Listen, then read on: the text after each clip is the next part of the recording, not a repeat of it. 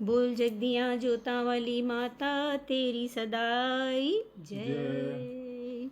चतुर्थो अध्याय इंद्रादि देवताओं द्वारा देवी की स्तुति। सिद्धि की इच्छा रखने वाले पुरुष जिनकी सेवा करते हैं, वह देवता जिन्हें सब ओर से घेरे रहते हैं, उन जया नाम वाली दुर्गा देवी का ध्यान करें। उनके श्री अंगों की आभा काले मेघ के समान श्याम है। वे अपने कटाक्षों से शत्रु समूह को भय प्रदान करती हैं। उनके मस्तक पर आबद्ध चंद्रमा की रेखा शोभा पाती है। वे अपने हाथों में शंख, चक्र, कृपाण और त्रिशूल धारण करती हैं। उनके 3 नेत्र हैं। वे सिंह के कंधे पर चढ़ी हुई हैं और अपने तेज से तीनों लोगों को परिपूर्ण कर रही हैं। ऋषि कहते हैं, अत्यंत पराक्रमी दुरात्मा महिषासुर तथा उसकी दैत्य सेना के देवी के हाथ से मारे जाने पर इंद्र आदि देवता प्रणाम के लिए गर्दन तथा कंधे झुकाकर उन भगवती दुर्गा का उत्तम वचनों द्वारा स्तवन करने लगे। उस समय उनके सुंदर अंगों में अत्यंत हर्ष के कारण रोमांच हो आया था। देवता बोले, संपूर्ण देवताओं की शक्ति का समुदाय ही जिनका स्वरूप है तथा जिन देवी ने अपनी शक्ति से संपूर्ण जगत को व्याप्त कर रखा है, समस्त देवताओं और महर्षियों की पूजनिया उन जगदम्बा को हम भक्तिपूर्वक नमस्कार करते हैं। वे हम लोगों का कल्याण करें। जिनके अनुपम प्रभाव और बल का वर्णन करने में भगवान शेषनाग, ब्रह्मा जी तथा महादेव जी भी समर्थ नहीं हैं, वे भगवती चंडिका का संपूर्ण जगत का पालन एवं अशुभ भय का नाश करने का विचार करें। जो पुण्यात्माओं के घरों में स्वयं ही लक्ष्मी रूप से, पापियों के यहाँ दरिद्रता रूप से, शुद्ध अंतःकरण वाले पुरुषों के हृदय में बुद्धि रूप से, सत्पुरुषों में श्रद्धा रूप से तथा कुलीन मनुष्य में लज्जा रूप से निवास करती हैं, उन आप भगवती दुर्गा को हम नमस्कार करते हैं। देवी, आप संपूर्ण विश्व का पालन करिए। देवी, आपके इस अचिंत्य रूप का, असुरों का नाश करने वाले भारी पराक्रम का तथा समस्त देवताओं और दैत्यों के समक्ष युद्ध में प्रकट किए हुए आपके अद्भुत चरित्रों का हम किस प्रकार वर्णन करें। आप संपूर्ण जगत की उत्पत्ति में कारण हैं। आप में सत्वगुण, रजोगुण और तमोगुण, ये तीनों गुण मौजूद हैं, तो भी दोषों के साथ आपका संसर्ग नहीं जान पड़ता। भगवान विष्णु और महादेव जी आदि देवता भी आपका पार नहीं पाते। आप ही सबका आश्रय हैं। ये समस्त जगत आपका अंशभूत है, क्योंकि आप सबकी आदिभूत अव्याकृता परा प्रकृति हैं। देवी, संपूर्ण यज्ञों में जिसके उच्चारण से सब देवता तृप्ति लाभ करते हैं, वह स्वाहा भी आप ही हैं। इसके अतिरिक्त आप पितरों की भी तृप्ति का कारण है, अतएव सब लोग आपको स्वधा भी कहते हैं। देवी, जो मोक्ष की प्राप्ति का साधन है, अचिंत महाव्रत स्वरूपा है, समस्त दोषों से रहित जितेंद्रिय, तत्व को ही सार वस्तु मानने वाले तथा मोक्ष की अभिलाषा रखने वाले मुनिजन जिसका अभ्यास करते हैं, वह भगवती पराविद्या भी आप ही हैं। आप शब्द स्वरूपा हैं। अत्यंत निर्मल ऋग्वेद, यजुर्वेद तथा उद्दिक्त के मनोहर पदों के पाठ से युक्त सामवेद का आधार भी आप ही हैं। आप देवी त्रयी और भगवती हैं। इस विश्व की उत्पत्ति एवं पालन के लिए आप ही वार्ता के रूप में प्रकट हुई हैं। आप संपूर्ण जगत की घोर पीड़ा का नाश करने वाली हैं। देवी, जिससे समस्त शास्त्रों के सार का ज्ञान होता है, वह मेधा शक्ति भी आप ही हैं। दुर्गम भवसागर से पार उतारने वाली नौका रूप दुर्गाष्टमी भी आप ही हैं। आपकी कहीं भी आसक्ति नहीं है। कैटब के शत्रु भगवान विष्णु के वक्षस्थल में एकमात्र निवास करने वाली भगवती लक्ष्मी तथा भगवान चंद्रशेखर द्वारा सम्मानित गौरी देवी भी आप ही हैं। आपका मुख मंद मुस्कान से सुशोभित है, निर्मल पूर्ण चंद्रमा के बिंब का अनुकरण करने वाला है और उत्तम सुवर्ण की मनोहर कांति से कमनीय है। तो भी उसे देखकर महिषासुर को क्रोध हुआ और सहसा उसने उस पर आप पर प्रहार कर दिया। यह बड़े ही आश्चर्य की बात है। देवी, वही मुख जब क्रोध से युक्त होने पर उदय काल के चंद्रमा की भांति लाल और तनी हुई भुवों के कारण विकराल हो उठा, तब उसे देखकर जो महिषासुर के प्राण तुरंत नहीं निकल गए, यह उससे भी बढ़कर आश्चर्य की बात है, क्योंकि क्रोध में भरे हुए यमराज को देखकर भला कौन जीवित रह सकता है। देवी, आप प्रसन्न हो। परमात्म स्वरूपा, आपके प्रसन्न होने पर जगत का अभ्युदय होता है और क्रोध में भर जाने पर आप तत्काल ही कितने कुलों का सर्वनाश कर डालती हैं। ये बात अभी अनुभव में आई है, क्योंकि महिषासुर की ये विशाल सेना क्षण भर में आपके कोप से नष्ट हो गई।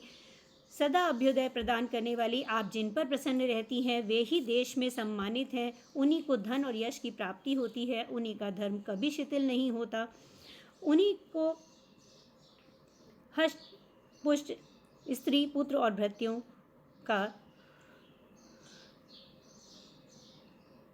अभ्युदान प्राप्त होता है। देवी आप ही की कृपा से पुण्यात्मा पुरुष प्रतिदिन अत्यंत श्रद्धापूर्वक सदा सब प्रकार के धर्मानुकूल कर्म करता है और उसके प्रभाव से स्वर्गलोक में जाता है। इसलिए आप तीनों लोकों में निश्चय ही मनोवांछित फल देने वाली हैं।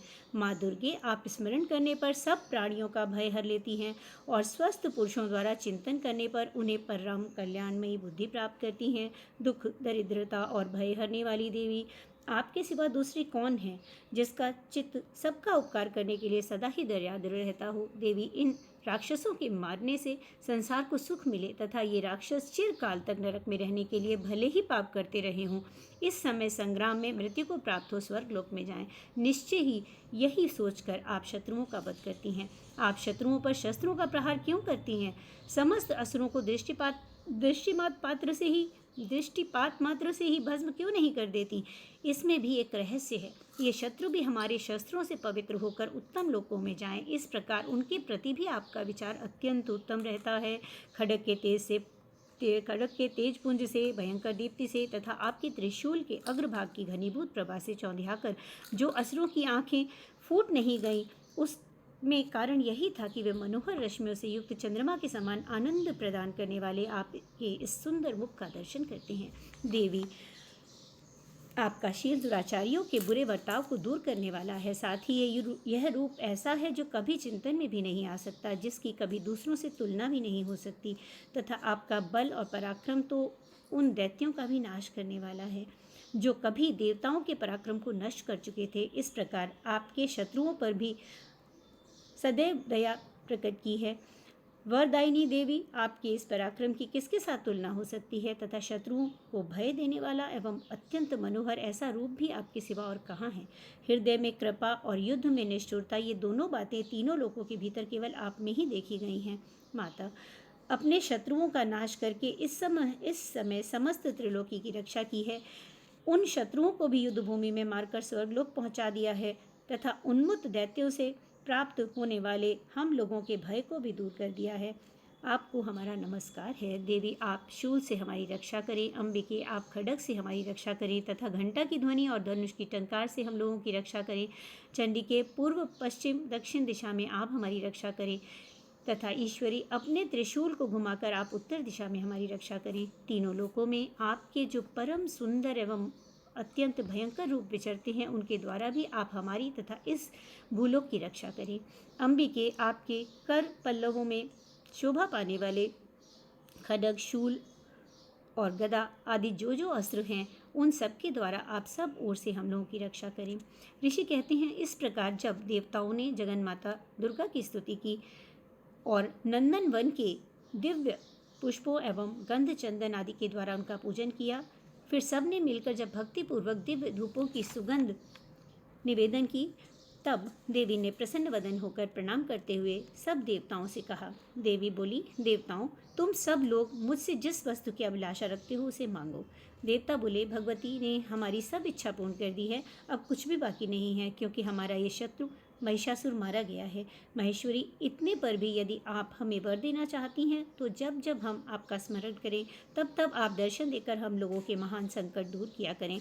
और प्रसन्नमुखी अंबिके, जो मनुष्य इन स्रोतों द्वारा आपकी स्तुति करे, उसे वित्त, समृद्धि और वैभव देने के साथ ही उसकी धन और स्त्री आदि संपत्ति को भी बढ़ाने के लिए आप सदा हम पर प्रसन्न रहें। ऋषि कहते हैं, राजन, देवताओं ने जब अपने तथा जगत के कल्याण के लिए भद्रकाली देवी को इस प्रकार प्रसन्न किया, तब वह तथास्तु कहकर वहीं अंतर्ध्यान हो गई। भूपाल, इस प्रकार पूर्व काल में तीनों लोगों का हित चाहने वाली देवी जिस प्रकार देवताओं के शरीरों से प्रकट हुई थी, वह सब कथा मैंने कह सुनाई। अब पुनः देवताओं का उपकार करने वाली वे देवी दुष्ट दैत्यों तथा शुंभ निशुंभ का वध करने एवं सब लोगों की रक्षा करने के लिए गौरी देवी के शरीर से जिस प्रकार प्रकट हुई, वह सब प्रसंग मेरे मुख से सुनो। मैं उसका तुम्हें यथावत वर्णन करता हूँ। इति श्री मार्कंडेय पुराणे सार्वणिक मन्वंतरे देवी महात्म्ये शक्रादि स्तुतीनाम चतुर्थो अध्याय। बोल जगदियाँ जोता वाली माता तेरी सदाई जय।